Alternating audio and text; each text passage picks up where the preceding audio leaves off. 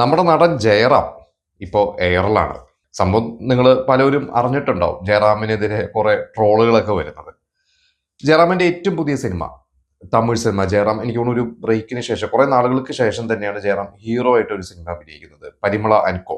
അതിലെ ഉർവശിയാണ് നായികയായിട്ടുള്ളത്.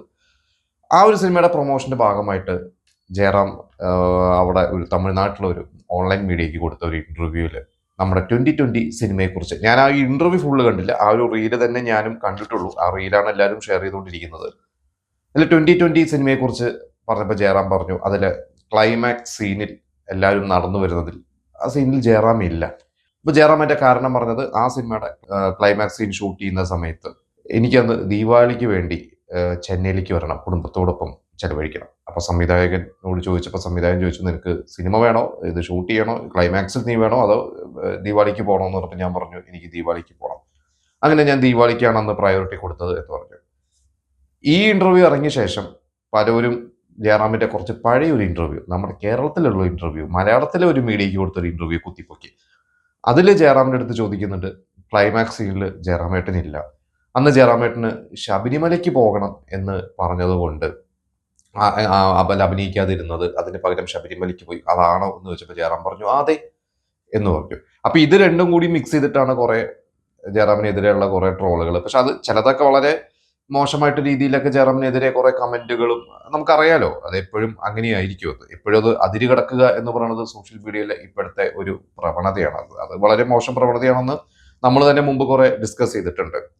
ഇപ്പൊ മറ്റൊരു ട്രോള് കണ്ടത്, ജയറാം ഇനിയിപ്പോ ആന്ധ്രയിൽ പോയി കഴിഞ്ഞാൽ അവിടെ പറയും ദസറയാണ്, അല്ലെങ്കിൽ നോർത്ത് ഇന്ത്യയിൽ പോയി കഴിഞ്ഞാൽ അവിടെ ഹോളിയാണ്. അങ്ങനെ ഈ രീതിയിൽ ജയറാം അവസരവാദിയാണ് എന്നുള്ള രീതിയിലൊക്കെയാണ് പലരും പറഞ്ഞുകൊണ്ടിരിക്കുന്നത്. ഇതിന്റെ ഇടയിൽ പലരും ജയറാമുമായി ബന്ധപ്പെട്ടിട്ടുള്ള പഴയ കുറെ സംവിധായകർ അല്ലെങ്കിൽ സിനിമകൾ, പ്രവർത്തകരുടെ കാര്യങ്ങളൊക്കെ കുത്തിപ്പോക്കട്ടെ. അതിലൊന്നാണ് പ്രധാനം രാജസേനൻ. രാജസേനനെ കുറിച്ചൊരു ഇത് വന്നിരുന്നത്, ജയറാം ഒരു അവസരവാദിയാണ് എന്നുള്ളത് ഞാൻ പണ്ടേ പറഞ്ഞതാണ്, രാജസേനൻ എന്നൊക്കെ പറഞ്ഞൊരു പോസ്റ്റ് വന്നിരുന്നു. അതിനൊരു ക്ലാരിഫിക്കേഷൻ രാജസേനൻ തന്നെ കൊടുത്തിട്ടുണ്ട്. രാജസേനൻ പറഞ്ഞ, ജയറാമിനെതിരെ ഞാൻ ഒരിക്കലും ഒന്നും പറഞ്ഞിട്ടില്ല, പറയുകയുമില്ല. അപ്പൊ രാജസേനായിട്ടുള്ള പ്രശ്നങ്ങളാണ് ശരിക്ക് ജയറാമിന്റെ പേരിൽ ഏറ്റവും കൂടുതൽ ആളുകൾ പറഞ്ഞത്. രാജസേനൻ ജയറാം തിരിഞ്ഞു നോക്കുന്നില്ല എന്നുള്ള രീതിയിലൊക്കെ രണ്ടു വശവും പറയുന്നുണ്ട്. അപ്പൊ രാജസേനൻ ജയറാം കൂട്ടുകെട്ട് നമുക്കറിയാം, ജയറാമിന്റെ കരിയറിലെ തന്നെ ഏറ്റവും മികച്ച ഹിറ്റുകൾ കൊടുത്തിട്ടുള്ള ഒരു സംവിധായകൻ തന്നെയാണ് രാജസേനൻ. ശരിക്കും ഒരു ഹിറ്റ് റേഷ്യോ വെച്ച് നോക്കിക്കഴിഞ്ഞാൽ ഹിറ്റുകളുടെ എണ്ണം രാജസേനൻ തന്നെയാണ് കൂടുതൽ കൊടുത്തിരിക്കുന്നത്. പിന്നെ കമലുണ്ട്, സത്യൻ അന്തിക്കാട് ഉണ്ട്, ഒരുപാട് പേരുണ്ട്. അത് രാജസേനയായിട്ടുള്ള അവസാനത്തെ ഒരു സിനിമ കനകസിംഹാസനം 2006 സംഭവിച്ചത്.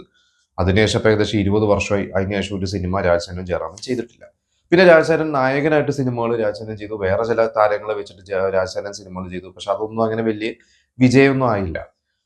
ഇപ്പൊ രാജസേനൻ അടുത്ത കാലത്ത് ചെയ്ത സിനിമകളൊക്കെ കുറെ ട്രോളുകൾ രാജസേനൻ ഏറ്റുവാങ്ങിയിട്ടുണ്ട്. അപ്പോൾ രാജസേനൻ പറഞ്ഞു, എനിക്ക് എൻ്റെ നല്ല സമയവും ജയറാമിന്റെ നല്ല സമയങ്ങളാണ് നഷ്ടപ്പെട്ടത്. അതിന്റെ ഒരു കാരണം എനിക്കറിയില്ല. ഞങ്ങളുടെ ഇടയിൽ ഒരു പ്രശ്നവുമില്ല, ഞങ്ങളുടെ ഇടയിൽ അങ്ങനെ അകന്നുപോയി. പിന്നെ അത് കുറച്ച് പേര് എൻ്റെ ഇടയ്ക്ക് നിന്നു, അവരത് എന്താ പറയാ, അത് കുറച്ച് കൂട്ടി ആളി കത്തിച്ചു, ആ ഒരു തീ ആളി കത്തിച്ചു. ഇപ്പൊ കണ്ടാൽ പോലും മുഖം തിരിഞ്ഞു പോകേണ്ട ഒരു അവസ്ഥയാണ്. കുറച്ചു കാലം മുമ്പ് പൊന്നിയൻ സെൽവന്റെ ഒരു ലോഞ്ചുമായി ബന്ധപ്പെട്ട് അതിന്റെ ഒരു പ്രൊമോഷൻ ലോഞ്ച് എറണാകുളത്ത് താരങ്ങളൊക്കെ വന്നപ്പോൾ ജയറാം അതിൽ അഭിനയിക്കുന്നുണ്ട്. അന്ന് രാജസേനും അവിടെ അതിഥിയായിട്ട് അവിടെ ഇരിക്കുന്നുണ്ട്, സദസ്സിലിരിക്കുന്നുണ്ട്. അപ്പൊ ജയറാം കുറച്ച് അപ്പുറത്ത് മാറിയിരിക്കുന്നുണ്ട്. പക്ഷെ ജയറാം രാജസേനെ കാണാത്ത പോലെ ഇരുന്നു, മിണ്ടിയില്ല എന്നൊക്കെയാണ് പറയുന്നത്. അതുപോലെ മക്കളുടെ കല്യാണം വന്നപ്പോഴും രാജസേനെ വിളിച്ചില്ല. ഈ ഒരു കാര്യങ്ങളൊക്കെയാണ് ജയറാമിനെതിരെ പറയുന്നത്. ഇത് രണ്ട് വേർഷൻ പറയുന്നുണ്ട്. ഒന്ന്, രാജസേനൻ എന്തിനാണ് ജയറാമിന്റെ പിന്നാലെ നടക്കുന്നത്, രാജസേനൻ ഒരു ഹിറ്റ് കൊടുത്തൂടെ എന്ന്, അല്ലാതെ ഒരു ഹിറ്റ് കൊടുക്കൂ അപ്പൊ ജയറാം തന്റെ പിന്നാലെ വരും എന്ന് പറയുന്നുണ്ട്. എന്നാൽ മറ്റു ചിലർ രാജസേനന്റെ ഒരു മോശം സമയത്ത്, രാജസേനൻ ഇപ്പോൾ ഒരു ഹിറ്റ് ഇല്ലാത്ത സമയത്ത് ജയറാമിന്റെ കൂടെ ചേർന്ന്, ജയറാമിന്റെ രാജസേനന്റെ കൂടെ ചേർന്ന് കഴിഞ്ഞാൽ ജയറാമിന് ഒരു ഹിറ്റ് കിട്ടുമെന്നും പറയുന്നവരുണ്ട്. എന്തായാലും ഇതാണ് രാജസേനന്റെ കാര്യം. കുറെ മുമ്പ് പ്രതാപോത്തനുമായിട്ടുള്ള ഒരു പ്രശ്നം, അതെനിക്ക് ഏകദേശം ഒരു 10 വർഷമൊക്കെ ആയി തോന്നുന്നു, 10 വർഷത്തിന് മേളിലായി. അന്ന് പ്രതാപോത്തൻ ജയറാമിനെതിരെ വളരെ മോശമായിട്ട്, കുറച്ച് മോശം വാക്കുകൾ ഉപയോഗിച്ചിട്ട് ഒരു പോസ്റ്റ് ഒക്കെ ഇട്ടു. അന്ന് ജയറാമിന്റെ മകൻ കാളിദാസ് സിനിമാ രംഗത്തോട്ട് വന്ന സമയമാണ്. അപ്പൊ കാളിദാസിന്റെ ഒരു ഡേറ്റിന് വേണ്ടി പ്രതാപോത്തിനെ അപ്രോച്ച് ചെയ്തപ്പോൾ ജയറാമാണ് സംസാരിച്ചു നോക്കുന്നത്. ജയറാം എന്തോ ഡേറ്റ് ഇല്ല എന്നൊക്കെ പറഞ്ഞ് എന്തോ പ്രതാപോത്തിനോട് പറഞ്ഞപ്പോൾ അത് പ്രതാപോത്തിന് ഇഷ്ടപ്പെടാതെ അദ്ദേഹം ഒരു വളരെ മോശമായിട്ടുള്ള ഒരു പോസ്റ്റ് ഇട്ടു. അത് കഴിഞ്ഞിട്ട് പിന്നെ അദ്ദേഹം ദുൽഖർ ആ കഥയായിട്ട് ദുൽഖറിന്റെ അടുത്ത് പോയി ദുൽഖർ ഓക്കെ പറഞ്ഞു. എന്നിട്ട് ദുൽഖറിനെ കൂടെ നിന്നൊരു ഫോട്ടോ ഒക്കെ ഇട്ടിട്ട് പറഞ്ഞു ഞങ്ങൾ രണ്ടുപേരും ഒരേ പോലെ വളർന്നതാണ്, ഞങ്ങൾ രണ്ടുപേരും സമ്പന്നതയുടെയും അതിനെന്തൊരു ഞാൻ മറന്നു കൃത്യമായിട്ട്. അതായത് ദുൽഖറും ഇദ്ദേഹം രണ്ടുപേരും ഏകദേശം അങ്ങനെ വലിയ സ്കൂളുകളിലൊക്കെ പഠിച്ച് അങ്ങനെ അത്യാവശ്യം നല്ല ഒരു ഞങ്ങളുടെ ഇടയിൽ കമ്മ്യൂണിക്കേഷൻ കുറച്ചുകൂടി പ്രോപ്പർ ആയിരിക്കും എന്നൊക്കെ പറഞ്ഞ് പോസ്റ്റ്. പക്ഷെ ആ സിനിമയും സംഭവിച്ചില്ല. പ്രതാപത്തം നമ്മളെ വിട്ടുപോയി. എന്തായാലും അന്ന് ജയറാമിനെതിരെ ആ പോസ്റ്റ് ഇട്ടതിന് എനിക്ക് തോന്നുന്നു അമ്മ സംഘടനയിലൊക്കെ അത് ചർച്ച നടത്തും. വളരെ മോശമായി പോയി പ്രതാപത്തം ചെയ്തതെന്നൊക്കെ അന്ന് പറഞ്ഞതായിട്ട് ഞാൻ വായിച്ചതൊരു ഓർമ്മയുണ്ട്. പിന്നെ ശ്രീനിവാസൻ മരിച്ച സമയത്ത് ജയറാം വന്നില്ല എന്നും പറഞ്ഞിട്ട് ജയറാമിനെതിരെ കുറെ മോശമായിട്ട് ഇട്ടു. പിന്നെ ജയറാമിന്റെ അമിത വിനയമാണ് ജയറാം ഇന്റർവ്യൂസിൽ പറഞ്ഞുകൊണ്ടിരിക്കുന്നത്. ജയറാം ഈ അടുത്തും പരിമളാക്കോവിന്റെ സമയത്തും ഇന്റർവ്യൂവിൽ നല്ല സിനിമകൾ കൊടുത്തതിൽ ഈ പറയുന്ന രാജാന്റെ പേര് പറഞ്ഞിട്ടുണ്ട്. പിന്നെ ഒരിക്കൽ വേറെ ജോൺ ബ്രിട്ടാസിന്റെ പരിപാടിയിൽ പണ്ട് കൈരളിയിൽ വന്നപ്പോൾ അന്ന് ജയറാമിന് രാജസേനയായിട്ട് എന്തെങ്കിലും പ്രശ്നമുണ്ടോ എന്ന് ചോദിച്ചപ്പോൾ ഒരു പ്രശ്നവുമില്ല ഞങ്ങൾ തമ്മിൽ. അപ്പൊ രാജസേനന് ജയറാമിനോട് എന്തോ പ്രശ്നം എന്ന് വെച്ചപ്പോൾ അതെനിക്ക് അറിയില്ല എന്നുള്ള രീതിയിൽ അദ്ദേഹം കൈമലർത്തി. അപ്പൊ ഇപ്പോഴും അവർ തമ്മിൽ എന്തോ ഒരു സംഭവം ഉണ്ട്, അതെന്താന്നുള്ളത് അവർക്ക് മാത്രമേ അറിയുള്ളൂ.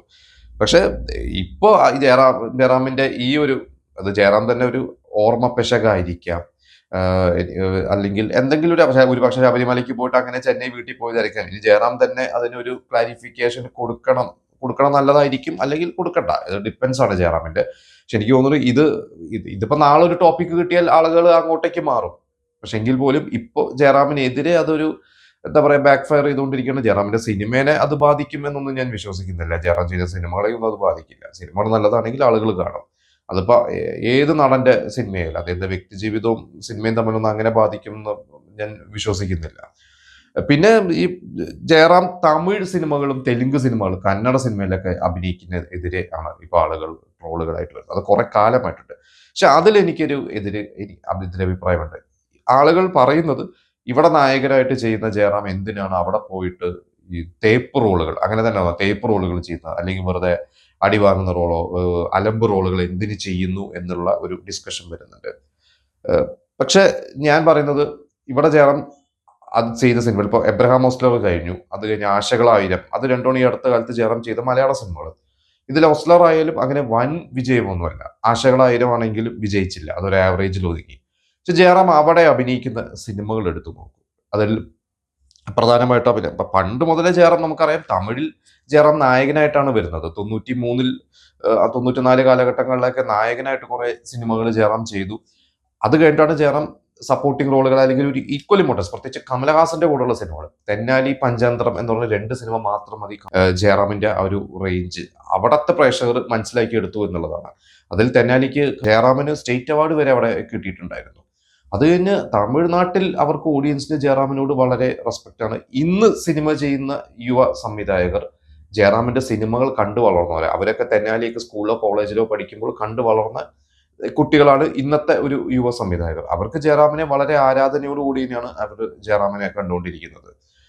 പിന്നെ ജയറാം വിജയുടെ കൂടെ അഭിനയിച്ച തുപ്പാക്കി എന്ന സിനിമ, ഈ അടുത്ത് അഭിനയിച്ച ഗോട്ട് എന്ന് പറയുന്ന സിനിമ, ഇത് രണ്ടും ഹിറ്റ് തന്നെയാണ്.